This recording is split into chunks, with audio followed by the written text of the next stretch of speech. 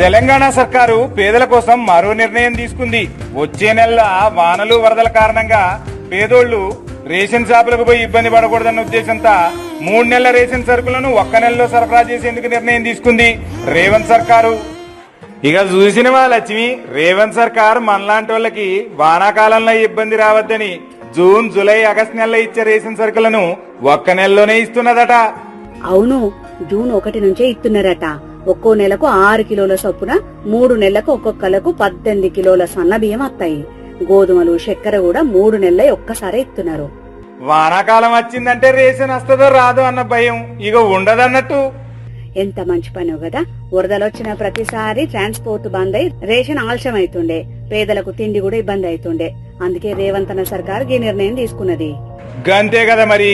అందుకోసమే జూన్ 1 నాటికే మండలాల్లో ఉన్న స్టాక్ పాయింట్లలో కూడా ఈ ఏర్పాట్లు చేస్తున్నది రేవంత్ సర్కార్. అండ్ల ఇబ్బందులు ఏవైనా ఉంటే పరిష్కరిస్తదట. అందుకే ఇది ప్రజల సర్కార్ అయింది. అంతే కదా.